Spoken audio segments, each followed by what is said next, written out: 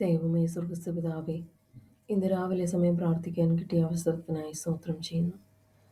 ഇന്നത്തെ ദിവസം അവിടുന്ന് അടിയങ്ങളോട് കൂടെ ഉണ്ടായിരിക്കണമേ. അവിടുന്ന് അടിയങ്ങൾക്ക് നൽകിയിരിക്കുന്ന അനുഗ്രഹങ്ങൾക്കായിട്ട്, നന്മകൾക്കായിട്ട് സ്തോത്രം ചെയ്യുന്നു. അവിടുത്തെ കൃപയിൽ ജീവിപ്പാൻ ഞങ്ങളെ സഹായിക്കണമേ. ഞങ്ങളുടെ ആഗ്രഹങ്ങളും ആവശ്യങ്ങളും അവിടുത്തെ തിരുപാത്ത് വയ്ക്കുന്നു.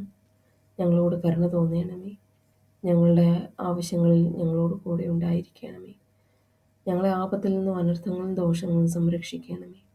ഞങ്ങളുടെ കുടുംബത്തെ ഏൽപ്പിച്ച് പ്രാർത്ഥിക്കുന്നു. ഞങ്ങളുടെ കുടുംബത്തോട് കൂടെ ഉണ്ടായിരിക്കണമേ. കുടുംബത്തിൻ്റെ ആവശ്യങ്ങൾ അവിടുത്തെ തിരുപാദത്തിൽ വയ്ക്കുന്നു. കുടുംബത്തിലെ ഓരോ അംഗങ്ങളെയും ഏൽപ്പിച്ച് പ്രാർത്ഥിക്കുന്നു. ഞങ്ങളുടെ കുഞ്ഞുങ്ങളെ ഓർത്ത് പ്രാർത്ഥിക്കുന്നു. അവരെ അനുഗ്രഹിക്കണമേ. അവരെ ആപത്തിൽ നിന്നും അനർത്ഥങ്ങളും ദോഷങ്ങളും സംരക്ഷിക്കണമേ. ഞങ്ങളുടെ മാതാപിതാക്കളെ ഓർത്ത് പ്രാർത്ഥിക്കുന്നു. അവരായിരിക്കുന്നിടത്ത് അവിടുത്തെ കൃപയിൽ കാത്തുകൊള്ളണമേ.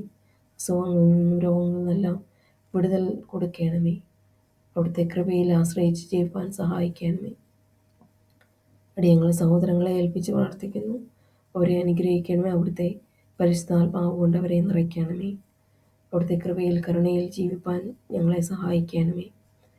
ഞങ്ങളുടെ ഓരോ സ്റ്റെപ്സും അവിടുത്തെ ഹിതപ്രകാരമായിരിക്കാൻ സഹായിക്കണമേ. ഞങ്ങളുടെ വാക്കും പ്രവൃത്തിയും ചിന്തയും അവിടുത്തെ ഹിതപ്രകാരമായിരിക്കാൻ സഹായിക്കണമേ. ഇന്നത്തെ ദിവസം ഞങ്ങൾ പുറത്തു പോകുമ്പോൾ ആരെയൊക്കെ കാണുകയാണെങ്കിൽ, മറ്റുള്ളവരോട് സംസാരിക്കുമ്പോൾ അവിടുത്തെ ഹിതപ്രകാരം മാത്രം സംസാരിക്കുവാൻ ഇടയാകണമേ.